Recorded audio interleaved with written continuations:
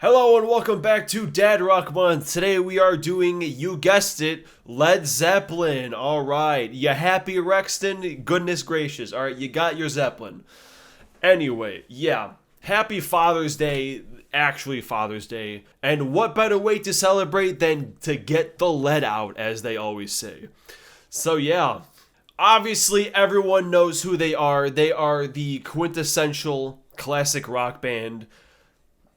Other than AC/DC, which is the other one I was hinting at before, but we are not doing AC/DC this year. Maybe next year, I don't know, we'll see. Anyway, Zeppelin, man, they were not around for very long, but in the short time that they kind of dominated everything. And that is one thing I always have to give credit to Zeppelin for, is they stopped when one of them was gone. Unlike some bands who just continue after the whole goddamn band is gone. I'm looking at you, The Who. I'm looking at you, Yes. They just keep going on forever and like half the band is just gone. Anyway, let's just kick it right off. We have 8 albums. I'm not talking about Coda because same reason I never talk about compilations. They are just random songs that just got cut off, and obviously, they're always kind of all over the place, so we're not doing Coda. So we just got their 8 studio albums. And let's kick it off with the one in last place, but it's not bad. Yeah, if Presence is the worst you get, that's pretty damn good, because there's a solid half of this thing that is just as good as everything else. Because you have Achilles' Last Stand, which is largely one riff, but it's the little moments in between that really make it. Like the main riff is pretty solid, and then like especially when John goes ham on the snare and crashes for like an entire bar, and it's just a nice chugging along. It's a pretty epic tale, and I think it's a good once in a while song that, yeah, maybe it's a little too long, but it's still really good. Nobody's Fault But Mine is pretty much along the same lines. There's not a lot of variety on this album, but what's there is really good. Like Candy Store Rock is straight up sounds like something Elvis would sing. But then we have T for One, which drags pretty hard. Yeah, like I said, there's at least 3 songs that are really good on here out of I think there's only 8. Not a lot, but yeah. Half this album is really good.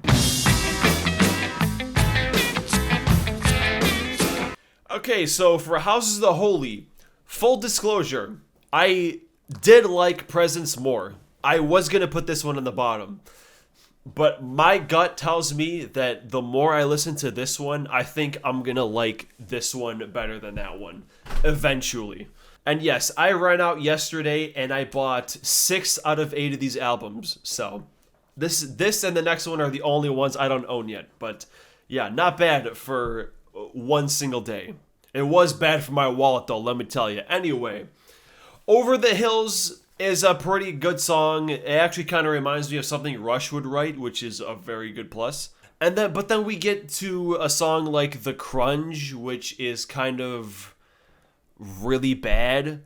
I mean, I get it's supposed to be a joke song, but it's like super out of place. Like, this is some shit you stick at the very end after like 5 minutes of silence. I always really like Dire Maker. The John's fills throughout it really makes it. And then No Quarter, I think, is easily the best song on this album. It's like super atmospheric and slow, and then it like picks up at the end. Very well written song. Then The Ocean is a solid jam too. Like, this album is usually the opposite of how I feel, where like the last 3 tracks are actually where it gets good. Like, a lot of the beginning there's some good moments, but it's a lot of okay stuff. But then like the last few tracks, that's where the cream of the crop is. And now we have the other one that I do not own yet with Led Zeppelin III. And here we have Celebration Day was a solid groove. Since I've Been Loving You has a really great solo section. Like, I can totally see Louis Armstrong doing this song. It's very soulful. Gallows Pole is a pretty fun track with all the banjos and whatnot. And really, the album, I don't think, slows down until Tangerine. After that, that's where we get pretty whatever. Literally what I just said about Houses of Holy, how, like, this is how we usually feel, where, like, the last 3 or 4 tracks are, like, my least favorite. The exact same on here, where, like, the last 4 tracks, besides Stomp, whatever that one's called, that's the only one out of those last 4 that I really like, so...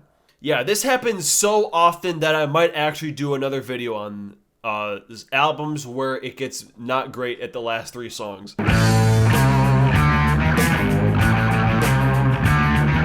And with Led Zeppelin II, honestly, besides the hits, nothing really that much stands out on here. Because, of course, we have Whole Lotta Love, Heartbreaker, and Ramble On. All 3 really, really good songs. And then we have Living Loving Maid, which I have heard before. It's not technically a hit, but it kind of is because it's immediately recognizable. So that's 4 songs right there. And then, of course, we have Moby Dick, which is equally as well known as Living Loving Maid because it's just a whole big-ass drum solo and it's pretty kick-ass. So yeah, a solid half this album. Really good, but unfortunately, it's really only the hits. Everything else is kind of whatever. Lemon Song, Thank You, What Isn't, What Shouldn't Be. I can take or leave them. Alright, even though it's not true, this last album, In Through the Outdoor, it sounds like they were just having a blast making this thing. They weren't. But you can't really tell on here because there's a lot of fun songs on this. Because you got the first 2 tracks that are pretty jammy. Fool in the Rain, I really like the piano lead. Hot Dog is just more Elvis stuff. Carousel Ambra, if that's how you say it. The first half, I absolutely love like the really big chords in that song. And then the second half, where it goes halftime, is also very solid. I think that's easily my favorite song on this album. All My Love, I always really like that song. Love the synths throughout the entire thing, especially in the solo section with the guitar on top of it. Ooh, damn, that sounds really good. But yeah, not meant to be their last album, but it was, and for being the last one, it is a very good way to go out. And from the last, we get to the first, Led Zeppelin I. First of all, oh my god, Babe, I'm Gonna Leave You. How many goddamn songs use this chord progression?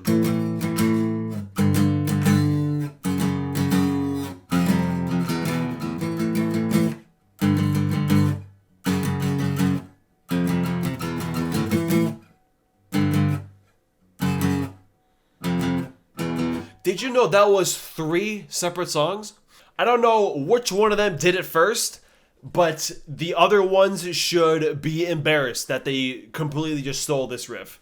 It's not like this is a deep cut. This is a pretty well-known Led Zeppelin song, so what the hell's the deal there? Then we have songs like Your Time Is Gonna Come, the chorus, straight up Beatles-esque right there. This is a pretty good debut. And Dazed and Confused is a very big plus for this one because that is still my favorite Zeppelin song.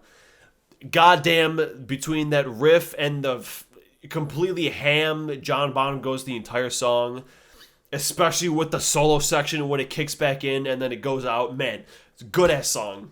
But then, like, You Shook Me is kind of a bluesy song and it's kind of whatever. There's some okay stuff on here, but there's just a lot of really, really solid stuff.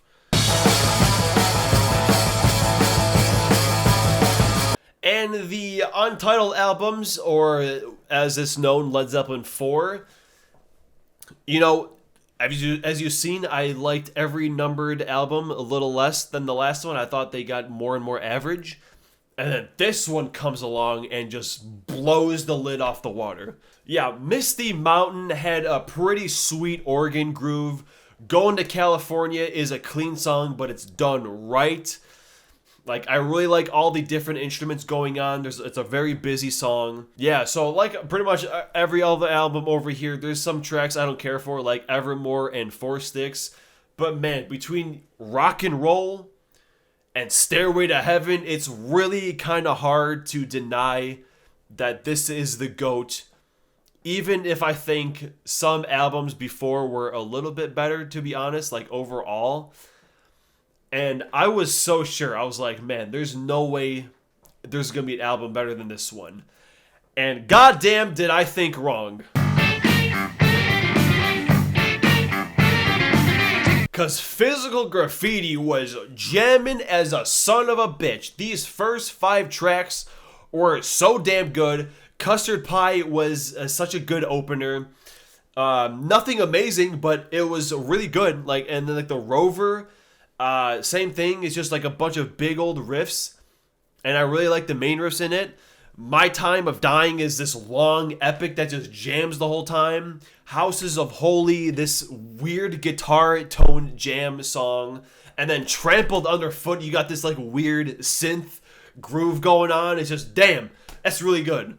And it just goes so hard when the guitar harmonizes with the synths. That's a fucking really good song. It might be my favorite on here, but I'm not sure. And then we get to that one. Then we get to that goddamn song. Because the 6th track is my favorite Led Zeppelin song, Kashmir. It's not my favorite one because I just mentioned that Dazed and Confused is my favorite. Kashmir is so goddamn overplayed, it is criminal. I don't want to say it's a bad song, but it is a song that is straight 3 damn minutes, way too long. How the hell is this song 8 minutes? It is 2 riffs the whole time.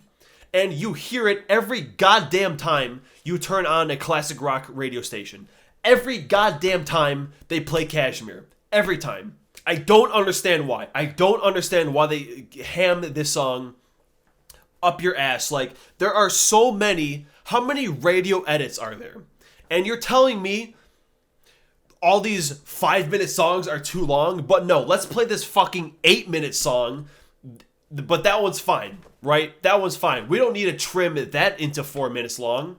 Why would we do that? Because it's Led Zeppelin. Let's just play the whole 8-minute goddamn version. I'm so sick of it. I'm so sick of Kashmir. I never want to hear it again.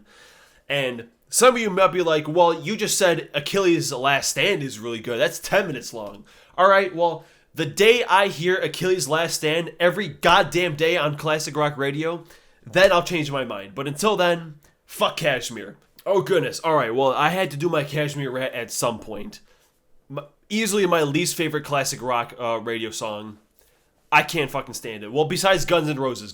Everything Guns N' Roses is like the shit bottom. But like, this song is right above that. Anyway, we got In the Light is okay, but the last bit I think is where it gets really good when the little lead part comes in. Then we got 10 Years Gone, Wonton song that ends off with another jam with a sick ass song. Boogie with Stu and Country Woman were kind of goofy, but it's okay because this album is full of such good ass songs, heavy riffs. It is easily now one of my favorite double albums. I thought this thing was 90% kick-ass because there's Kashmir. Can't be 100%. But yeah, I can't believe an album passed Led Zeppelin IV, to be honest. And yeah, it was the double album, which usually are pretty low. I mean, unless we're talking The Wall, a lot of double albums aren't super high on my lists. But yeah, this one has joined the ranks of the best ones I've heard. And yeah, kicks a lot of ass. And there you have it. There is one of my most requested bands to do. Led Zeppelin, done and gone. And now we get to move on to another highly requested one. Actually, that's not true. I got some bands that people have been wanting, but I'm holding on to because I want something new. But this band ain't putting out anything new. The last band we're doing ain't putting out anything new. Actually, yeah, the only band that could put out something new is Boston, and I would never want to hear that fucking piece of shit album. And as for who is ending off our Dad Rock Marathon, I have saved the biggest for last. Not necessarily popularity, but album-wise, they have much more albums than anyone else we just did. And I don't know what else to say about this band hint-wise, except it's named after one of them. Or two of them. Two of them are named.